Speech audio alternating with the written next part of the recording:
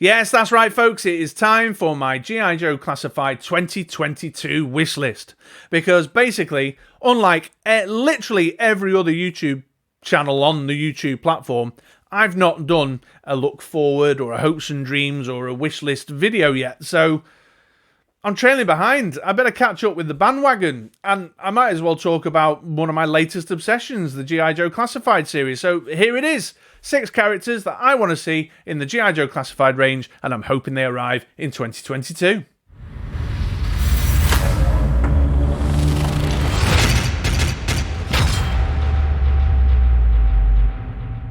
Right, well, here we go then. Time to jump on the bandwagon. Inevitably, every YouTuber puts out a wish list of some description at the outset of a fresh year, and so here I am throwing my contribution into the pot, and this is my G.I. Joe Classified figure wish list.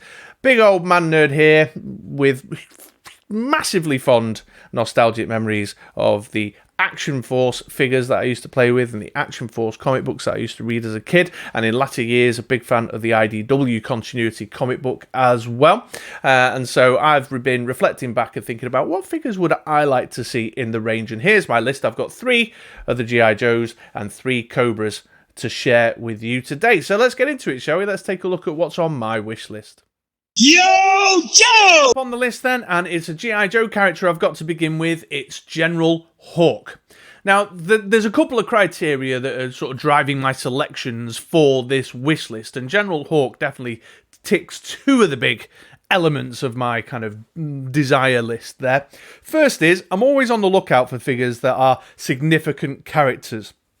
Characters that I will have owned the toy of and been very prevalent in the action figure line, had a prominent role to play in the comic books, and had a prominent role to play in the cartoons. And, well, General Hawk ticks all 3 of those. You know, he's the big boss man of the G.I. Joe. He's the general, for goodness sakes.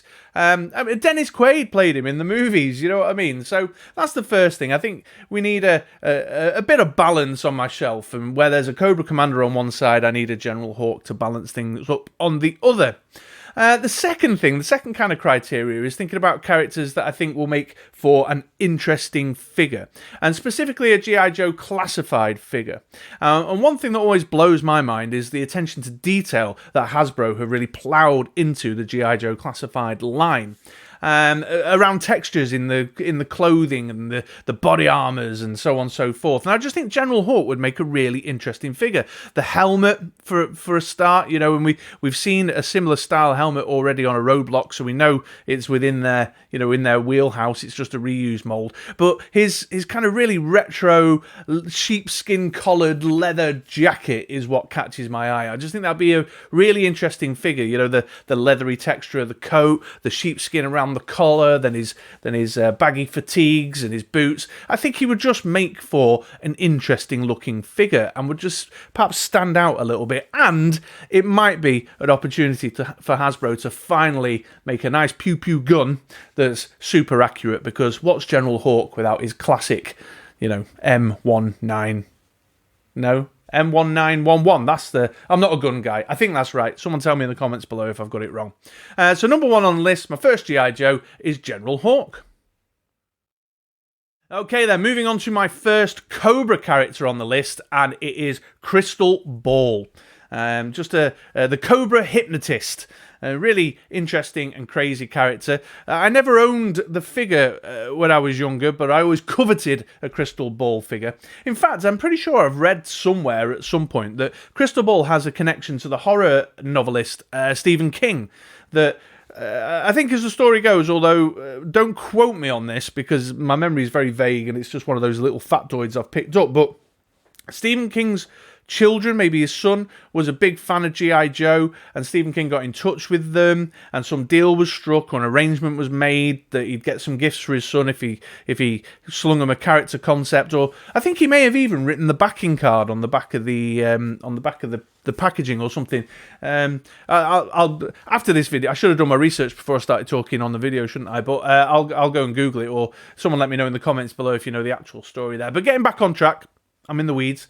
Yeah, Crystal Bull, just the same as with General Hawk, looking for characters that can bring an interesting aesthetic to the range, and Crystal Bull absolutely meets that mark. Just something a little bit different, with a little bit more character. And also, I think Cobra could benefit from perhaps a few more kind of unique individual characters, as the kind of army buildery section of that line is building up quite fast on the Cobra side, and the more unique characters are a slower release pace than the G.I. Joes. Also, one thing I particularly love about the G.I. Joe classified range is how they're really successfully striking that balance between the 80s nostalgia, but the more kind of modern, more contemporary design methodology and thinking behind how they create the figures. And one thing that occurs to me is that in the IDW comic line, there's a Crystal Ball character who's really eye-catching, really interesting, long, hippie-ish hair with a beard, got this kind of dark Charlie Manson kind of look and feel about him, big sort of Mongolian Sherpa coat with the fur collar again, and these long clawed rings on his finger. And he had a really interesting story arc, really interesting look to the character, and I think drawing a bit of inspiration from that and perhaps merging the two would make for a great figure, a great Cobra figure. And we know, we've seen from the previews with what they're doing right now with the face sculpts and the hair sculpts and stuff. I'm thinking about Outback, for example, what they're capable of doing, and I just think a kind of Charlie Manson style evil hypnotist would be a really interesting character to have in the line. Right then, on to the second G.I. Joe of my list, and I'm certain many of you out there will share my sentiment with this character selection. It is, of course, Chuckles. Chuckles! G.I. Joe Classified needs a Chuckles. Now, going back to my selection criteria and kind of the driving force towards some of my decisions around what I'm sharing with you guys today, one thing I often notice with my G.I. Joe side of my shelf, less so with my Cobra side, but more with the actual G.I. Joes, is that the colour schemes just look a bit samey and start to blend. It's all... I mean, obviously they're in military uniforms. They're in camo and fatigues, and it's greens and browns and blacks and khakis, and there's a splash of colour here or there with Beachhead's beret or Scarlet's body armour, but broadly speaking, it's all just a bit kind of samey. It needs something more. And what better way is there, really? How else could they bring that splash of colour that is so sorely needed in the G.I. Joe side of the line than with Chuckles? Chuckles in his signature Hawaiian shirt. There's so much opportunity there. So, yeah, and I think once Outback comes with his orange... his orange t-shirt, and then throw Chuckles in the line, and you've got a nice little, something to balance up all the variety of colours that are sitting in Cobra, especially with the Alley Viper, well, in hand for some, but on its way for us over here in the UK. God knows when it'll arrive. So yeah, there's Chuckles, and of course the nostalgia factor. Significant figures. I know him very well from being in the G.I. Joe movie, one of the rooks that Beachhead was training up, and that famous scene where he takes the rocket off the side of the tank and chucks it in at the other tank in the training exercise. But actually, I'm more of a fan of Chuckles from the comic books that I used to read as a kid. That kind of early recon kind of undercover guy, first man in to get the lay of the land and do some investigating before the soldier boys and girls turned up to follow him, And also, again, going back to the IDW continuity, the Chuckles arc in that was really great, really well written. It was in the Cobra title, the G.I. Joe Cobra title, and the whole kind of, again, early undercover recon kind of role that he plays, going in and investigating Cobra, and the arc as it unravels is just really good, and made me fall in love with Chuckles all over again. So I think he would be a great choice, and sorely needed for the G.I. Joe Classified line. We need a Hawaiian shirt.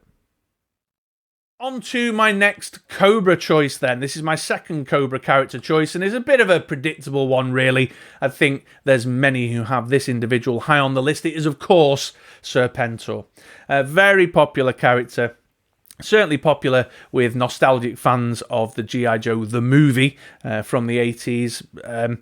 And when you talk about this idea of shelf presence and interesting character designs to have in your collection, Serpentor ticks all the boxes. Of course he does. And what's interesting, and one thing I was thinking about, is that we know what they're capable of when it comes to more kind of regal style, dress uniform, formal uniform types of designs with the Cobra Commander, and so I think there's a good pedigree there, and they've already knocked one out the park, and so the Serpentor has a lot of potential to be a really great figure. Now, there's been rumours around and about, we've seen these lists of these code-named releases with SKU numbers from Walmarts and Targets and such like.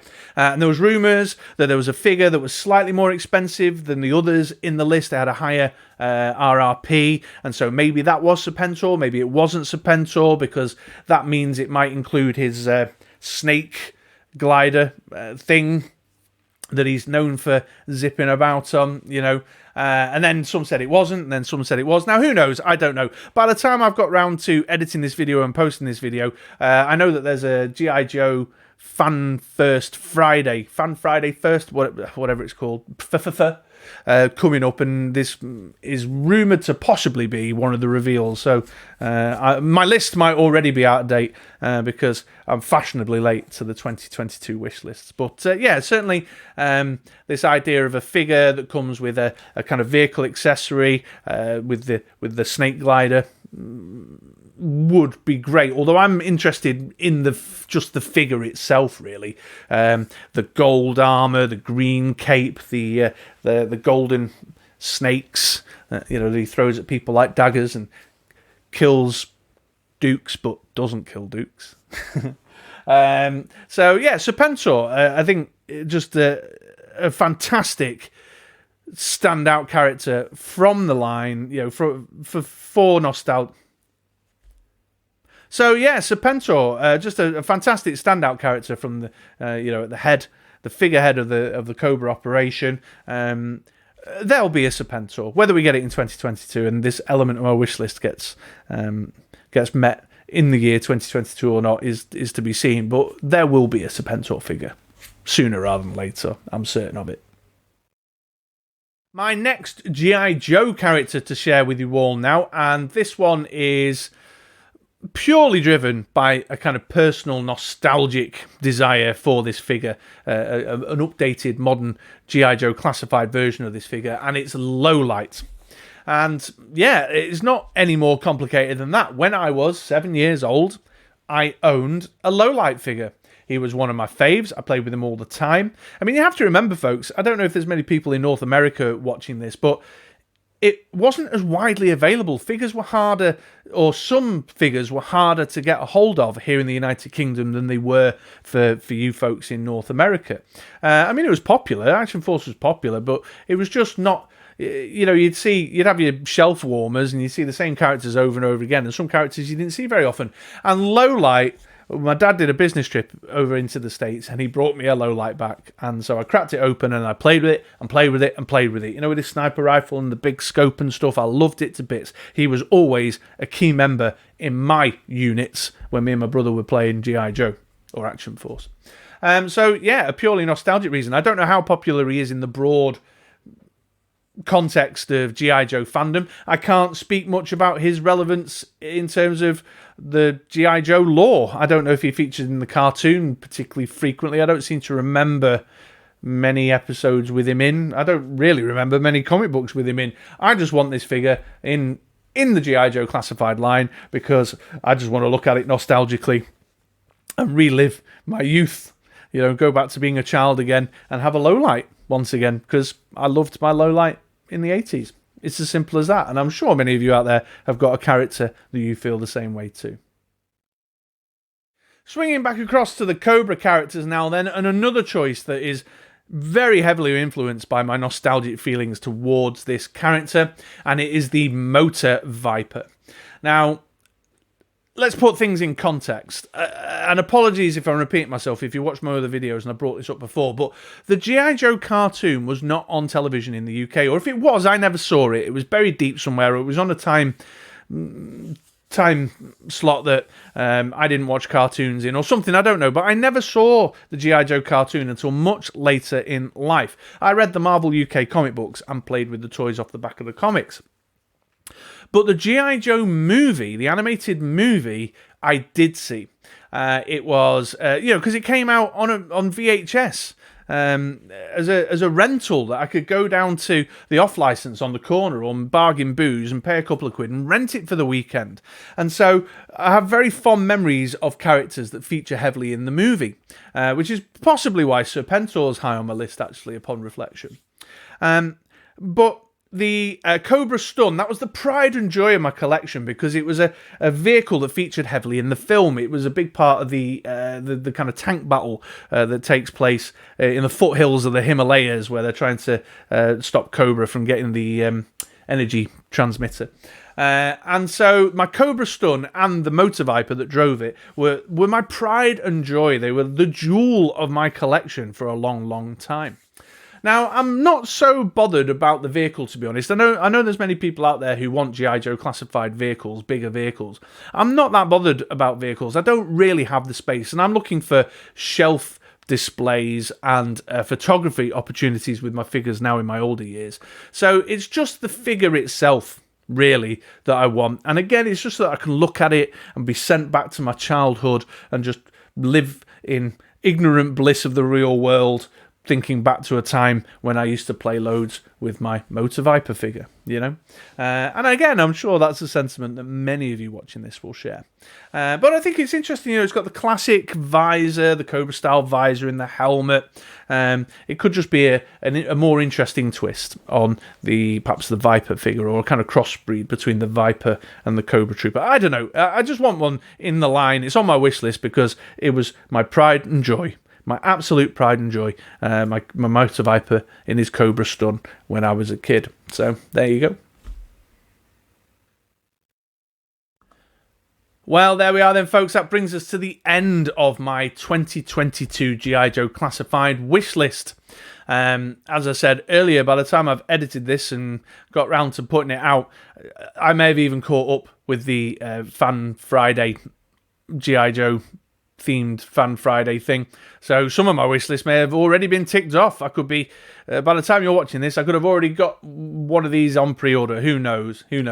Nothing in the list lines up. Now, there are some characters like Tomax and Zaymot that I would really like to see as well. I love those. I love the twins.